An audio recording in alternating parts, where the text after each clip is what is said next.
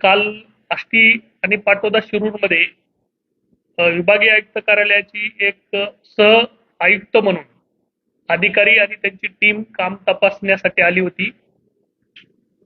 त्या अनुषंगाने मी आज पब्लिक पुढं शासन दरबारी काही गोष्टी माहिती झाल्या पाहिजेत, उघड केल्या पाहिजेत.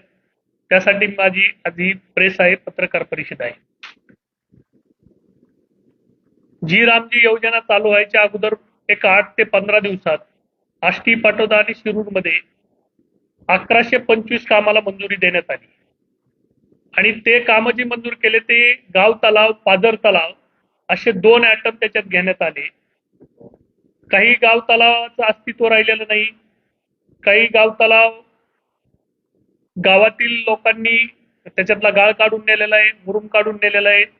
नाम फाउंडेशननी काही पाझर तलावाचे काम केलेले, काही त्या विभागाच्या यंत्रणेनी त्याच्यावर शासनाचा निधी खर्च झालेला आहे, काही ग्रामपंचायतनी वित्त आयोगामधून काही खर्च केलेला आहे.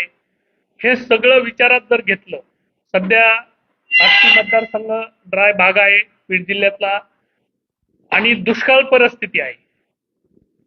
पिण्याची आज भयान परिस्थिती आहे आणि अशा परिस्थितीमध्ये आष्टी मतदारसंघात आष्टी तालुक्यामध्ये MREJचे जवळपास 12,500च्या अधिक कामं पहिले मंजूर आहेत. पाटोदा तालुक्यामध्ये जवळपास 7,000पेक्षा अधिक कामं मंजूर आहेत. शिरूर तालुक्यामध्ये 7,000पेक्षा अधिक कामं मंजूर आहेत. मग जी रामजी योजना लागू व्हायच्या अगोदर एक 8-10 दिवसात एकाच टायमाला 1125 प्रशासकीय आदेश काढणे, एकाच टायमाला त्याचे वर्कआउट काढणे, मस्टर जनरेट करणे, उपाध्याय कशासाठी, कुणासाठी केलाय, ही मला जनतेला आणि शासनाला माझा प्रश्न आहे. कारण की जिल्हाधिकारी महोदयाला मी 21 तारखेला भेटून तक्रार दिली जुलैमध्ये. विभागीय आयुक्त साहेबांना भेटलो की सदर हे काम अचानक असे मंजूर करून हे मस्टर काढून वर्कआउट काढून ही किती पैसे लूट होणार आहे याचा तुम्ही एकदा तपास करा. कारण की ज्यावेळेस तक्रार मी दिली त्यावेळेस कुठल्याही ग्रामपंचायतचा ठराव नव्हता, कुठल्याही यंत्रणेने जे इस्टिमेट टेक्निकल सँक्शन केले त्याच्यावर सह्या नव्हत्या. हे सगळं एकाच कॉम्प्युटर मधून हे इस्टिमेटच्या सगळ्या प्रती काढण्यात आल्या. प्रशासकीय सुद्धा जी प्रिंट काढल्यात ती एकाच कॉम्प्युटर मधून खाजगी काढण्यात आल्या. मला आष्टीच्या तहसीलदारांना मी विचारायला गेलो, जेव्हा विचारायला गेलो ते म्हणे माझा याच्यात काही संबंध नाही, माझ्या प्रशासकीय आदेशावर सह्याच नाही. मी म्हणलं असं कसं होईल. परंतु हे सगळी लोकप्रतिनिधीची यंत्रणा वापरून हे सगळा भ्रष्टाचार करण्यासाठी शासनाचा पैसा लुटवण्यासाठी केलेला डाव आहे आणि पब्लिकचा पैसा आहे, शासनाचा पैसा आहे. इतर योजनेत कुठं खायला काही मिळाना, MREJला रोजगारांचे पैसे उपलब्ध आहेत म्हणून ती कशी बी वाकडे तिकडे त्याच्यामध्ये ऍप तयार करायचे, मस्टर काढायचे आणि ते मस्टर काढून पैसे लाटायचा उद्योग आमच्या आष्टी मतदारसंघात अनेक दिवसापासून चालू आहे. परंतु 20 लाख रुपये 19,98,000 अधिक असे एकदम 1100 काम मंजूर करणे आणि 225 कोटी रुपये त्या किमतीचे कामं होत आहेत. एवढ्या मोठ्या प्रमाणात कामं एकदाच मंजूर करणं, एकाच दिवशी प्रशासकीय काढणं, तो कट होत नाही का?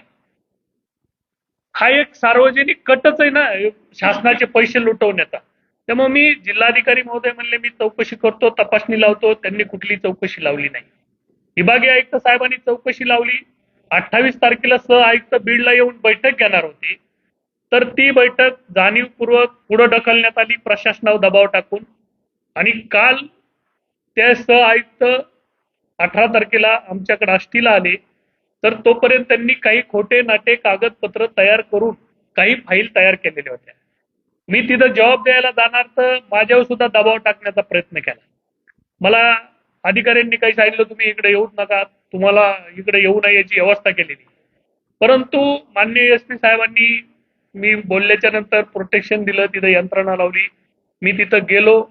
माझा जे जॉब आहे की काही आष्टी तालुक्यातले जे 10 पेक्षा अधिक कामं मंजूर केलेत, पाटोदा तालुक्यातले 10 पेक्षा अधिक मंजूर केलेत आणि शिरूर एवढ्याच फाईल आणि एवढेच कामं तपासा, तुम्हाला निदर्शनात येईल हो भ्रष्टाचार किती सोयीच्या पद्धतीने चालू आहे.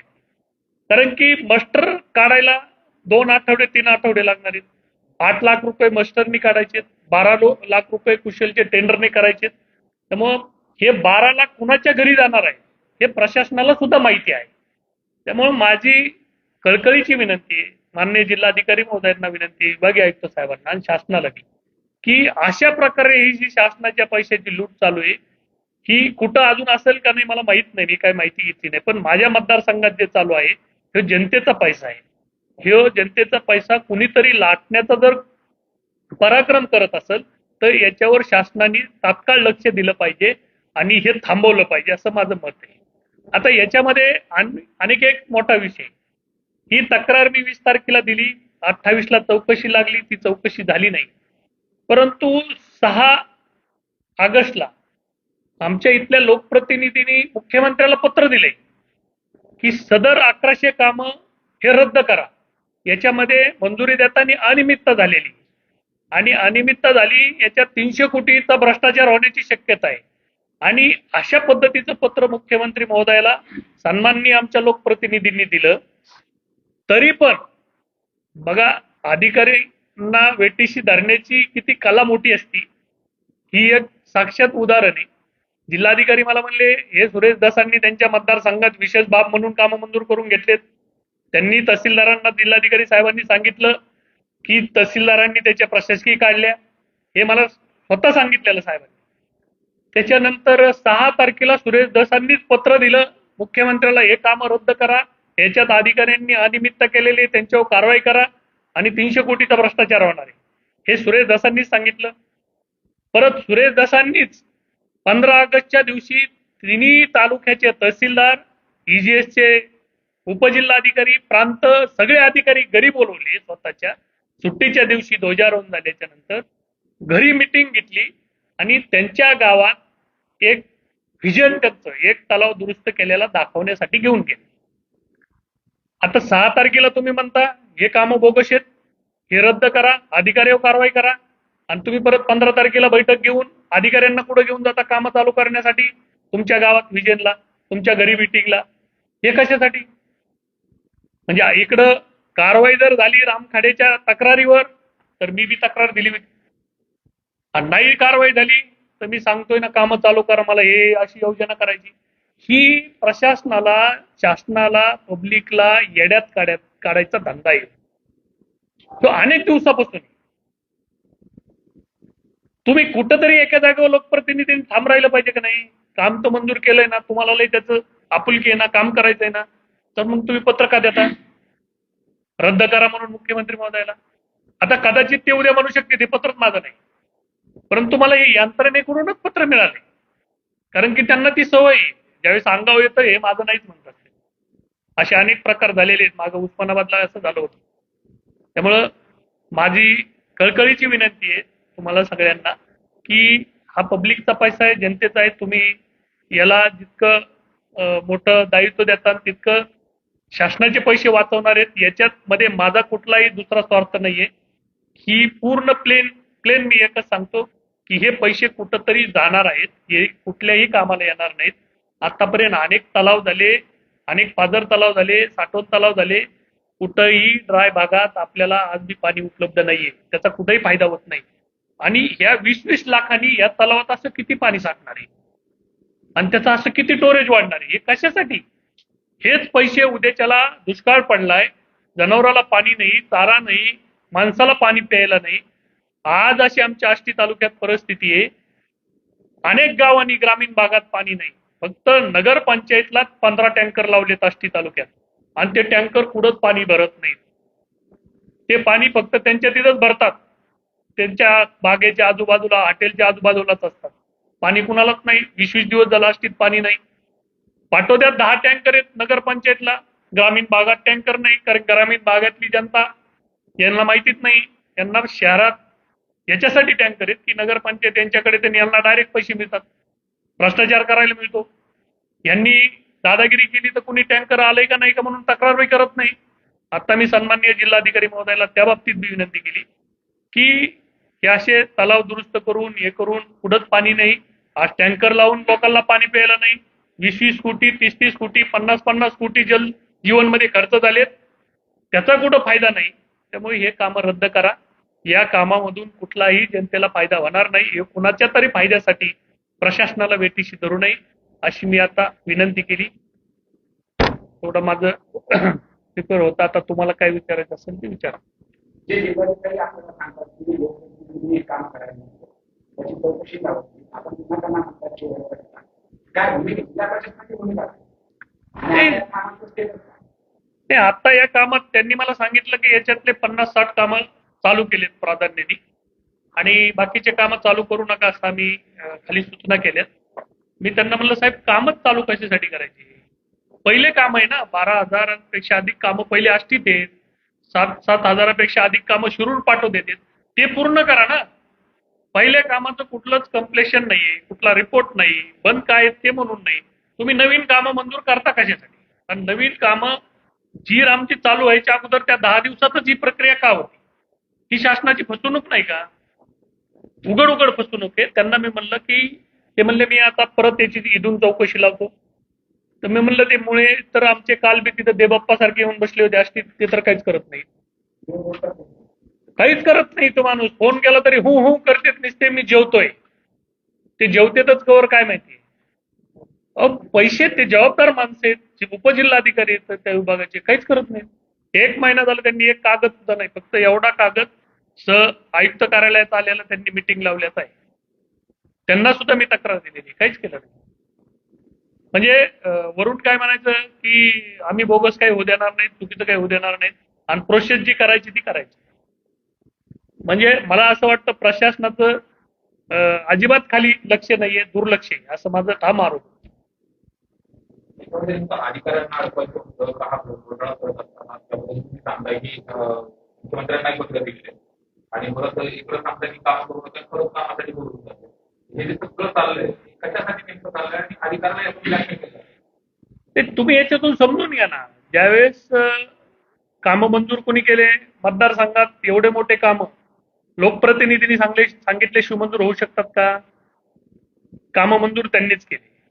कामं रद्द करायचं पत्र आहे मुख्यमंत्र्याला दिलेलं ते मी आता तुम्हाला प्रेस नोट मध्ये जोडून दिले. माझी तक्रार कधीची आहे ते दिलेलं आहे. तुम्ही सगळ्यांनी दैनिकाला सुद्धा बातम्या लावल्या होत्या, काही इलेक्ट्रॉनिक चॅनलला बी बातम्या आल्या होत्या की अशी अशी तक्रार आहे 225 कोटीचे कामं एकदम मंजूर केले म्हणून. त्याच्यानंतर विभागीय आयुक्तांनी तातडीने सहआयुक्तांना सांगितलं तुम्ही जा आणि याची चौकशी करा. ती चौकशी यांनीच थांबवली राजकीय प्रेशरनीच की बाबा लगेच येऊ नका. त्यांना काहीच उपलब्ध नव्हतं ना, फाईल नाही, एस्टिमेट नाही, काहीच नव्हतं. मग ते 15-20 दिवसाचा वेळ मिळाला त्यांना आणि त्या वेळेमध्ये त्यांनी त्या सगळ्या फाईल किती तशा कशा तयार केल्यात माहित नाही. पण मला अनेक गावचे सरपंच मला फोन करतात आम्ही ठराव दिला नाही, आमची इथं ग्रामसभा झालेली नाही, आम्हाला कुठलंही कामही करायचं नाही आणि काम करण्याची आवश्यकता नाही. अशा अनेक गावातून मला कार्यकर्ते, काही सरपंच, काही जुने माजी सरपंच असे फोन करायचे. पण यांचा अट्टहास एकच आहे, यांचा उद्देश ठरलेला आहे की आपल्याला हे 12 लाख मिळले पाहिजे. हे 12 लाख काढण्यासाठी हे पाप चाललेलं आहे, सगळा उपादेश चाललेला आहे. आणि हे थांबवण्यासाठी मी प्रशासनाला विनंती करतोय की तुम्ही पहिले जे 12,000 काम आहेत, 9,000 आहेत, 7,000 आहेत ते पूर्ण करा ना. तिथं लेबर लावा ना. उपाशी मारायला लागले ना लेबर, जिल्ह्यातलं कामच नाही ना, तर त्यांना तिथं लावा ना कामाला. तुम्ही ह्याच कामावर का 8-8 लाख काढण्यासाठी लेबर दाखवता. हे उघड माझा प्रश्न आहे त्यांना.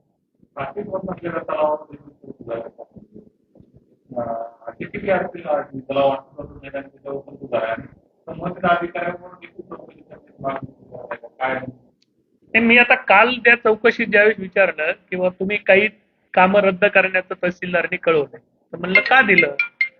तर त्यांना ते म्हणले की मी विसिक तलावाचा रिपोर्ट केलाय की याच्यात जुने कामं शासनाकडून झालेले आहेत डेप्युटेशीतून, म्हणून मी ते रद्द करायचं पाठवलंय. आता विसिक कामं म्हणजे किती 20-20 लाखांनी पैसे किती झाले 4 कोटी फक्त एका विषयी जिल्हा परिषदच्या आणि त्यांनी फक्त डेप्युटेशीतलं दिले आणि त्याच्यात वेगवेगळ्या यंत्रणेतून कामं झालेले ते तर अजून त्यांनी पाहिलेलंच नाही. आणि तलाव अस्तित्वात नाहीत म्हणजे काही तलाव लोकांनी काय केले नामनिशाण केलेले आहेत, शेती काढलेली आहे आणि असे बी काही तलाव आहेत त्याची सुद्धा मला बऱ्यापैकी माहिती आहे. ते सुद्धा 5-25 तलाव असतील. मग मला एक सांगा, आता समजा अंबुरा गाव आहे, अंबुरा गावात 16 तलाव काहीतरी मंजूर आहेत. काल विचारलं तर एक इरिगेशनवाले म्हणले आमचे 10 आहेत. जिल्हा परिषदवाल्याला सांगताच आलं नाही. मग असे अनेक आता अंबोऱ्यात त्यांनी तर ठराव दिलेला नाही ना, अंबोरात सरपंच तिथले ते आमले माझे मित्र ते म्हणले मला माहिती बी नाही. मग मागणी नाही, सरपंचाला माहिती नाही, ठराव नाही, मग ते मंजूर कसे होते? खुटी ती आहे ना. हे सगळी यंत्रणा ते स्वतः चालवते, हे सगळं प्रशासन तिथलं स्वतः चालवते. वरून काही प्रेशर नाही. वरमाई जर सिंदळ असली तर वराट सिंदळ असतं. त्यामुळे वरमाई जर चांगली राहिली, वरमाईने जर चांगले निर्णय घेतले तर वराट चांगलं राहील. आता अलिका आम्हाला पाटोद्याला आणि आष्टीला गटविकास अधिकारी नवीन जॉईन झाले. नवीन माणसं आहेत, चांगले आहेत. त्यांनी बोगस काही करणार नाही म्हणून सांगितलं. मग 2 महिने झाला आमचं सगळी यंत्रणा तिथली बंद आहे, म्हणून ही इकडे हाकलेत. ही तहसील मार्फत केली यंत्रणा चालू. चोरी करायला रोज एक वाट सापडते. कुठून ना कुठून चोरी करायला मिळली पाहिजे. हे पण प्रत्येक ठिकाणी चाललंय. हे आष्टीपुरतं मी बोलतोय, माझा भाग आहे, मी त्या भागाचा नागरिक आहे, म्हणून मी आज जनतेपुढे आलोय तुमच्या माध्यमातून. परंतु तो धंदा सरळ चालू आहे सध्या. अनेक ठिकाणी काय काय चालू होतं. आज कोल्हापूर कोर्टाचा बी आपला निर्णय झालाय, ते पडळकरांचा. ते मी उद्याच्या तुम्हाला बातमी देतो. हे अनेक गोष्टी आता बोलण्यासारख्या. याच्यापुरतं माझं मत आहे की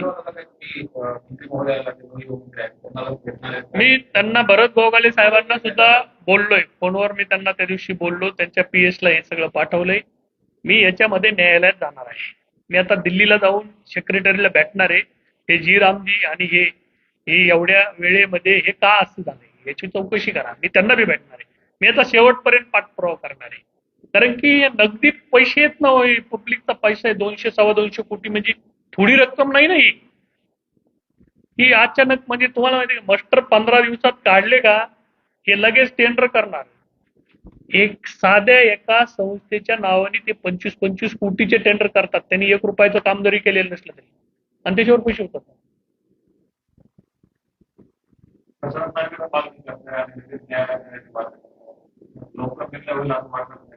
नाही तर काल ते चौकशी करून गेलेत, पण त्यांच्या चौकशीचं जी व्हिजन बघितलं, ती परिस्थिती बघितली, त्याच्यावर मला वाटतं मला न्याय मिळणार नाही, जनतेला न्याय मिळणार नाही.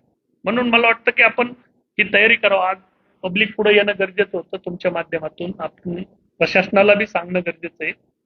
अजून एक 8 दिवस, 4 दिवस, 15 दिवस वाट बघू. त्यांनी जर व्यवस्थित याच्यात निर्णय घेतला तर आपल्याला थोडीच आवश्यक पुढे जायची. जर नाही निर्णय घेतला, त्यांनी चुकीचा निर्णय घेतला तर त्या विरोधात आपण वरती जाणार. चौकशी सह आयुक्त आले होते, सोनवणे साहेब म्हणून आहेत, विभागीय कार्यालयातले. हा, आयुक्त कार्यालय साहेब आले होते काल. त्यांची बरीच नाही, मला आता जिल्हाधिकारी म्हणले 50-60 कामच चालू आहेत, बाकी बंद नाही असं साहेबांना मी आता भेटलो की तसं सांगत होते.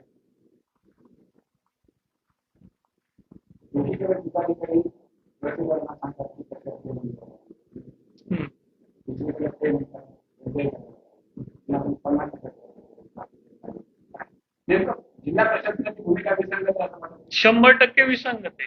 निर्णय नाही, ठामकोणतीच भूमिका नाही कुठलीही गोष्ट.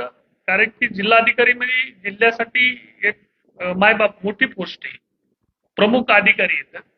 त्यांनी घेतलेला निर्णय म्हणजे तो जिल्ह्याला मान्य असतो. तर त्यांना मी वारंवार भेटून सांगतोय की तुम्ही आमच्या आष्टीच्या बाबतीत तुम्ही बदला. कारण की तुम्ही जर इथून व्यवस्थित राहिले तर खाली व्यवस्थित चालणार आहे. कारण खाली सिस्टीमला इतकं दबावात घेतलं जातं आणि कधी कधी काही काही अधिकारी जीव निघून जातात, काही काही अधिकारी स्वइच्छा घेतात. तर इतकी वाईट अवस्था आहे. दहशतच तेवढी. इथं कोण बोलतच नाही. बोलायचं तर आम्हीच आहेत तुमच्या माध्यमातून. त्या लोकप्रतिनिधींच्या मालमत्तेची चौकशी करा. CBI मार्फत, अशी मागणी तुम्ही का करता? नाही, तर आजचा तो विषय नाही. आजचा आपला MREZचा विषय पब्लिकचा पैसा आहे. आज तो विषय नाही. त्यांनी जी संपत्ती कमवली ती सुद्धा पब्लिकच्याच पैशातून कमवलेली आहे. नाही, त्याला विषय वेगळे आहेत ना ते. हा विषय जो आहे किंवा आज आपला भ्रष्टाचाराच्या संदर्भातला विषय आहे. आपण त्यांच्या प्रॉपर्टीच्या बाबतीतच्या ज्या चौकशा आहेत, तक्रारी आहेत, त्याच्यावर आपलं काम चालू आहे. त्याच्यावर त्यांचं शासन असल्यामुळं मुख्यमंत्री महोदय आहेत, गृहमंत्री आहेत, ती वेगळी वेगळी यंत्रणा अजून त्यात काम करते. माननीय न्यायालय आपल्याला केव्हा न्याय देतंय आपण वाट बघतो. सिस्टीमच्या विरोधात आपण लढतोय. सिस्टीम कशी आहे तुम्हाला सगळ्यांना माहिती आहे.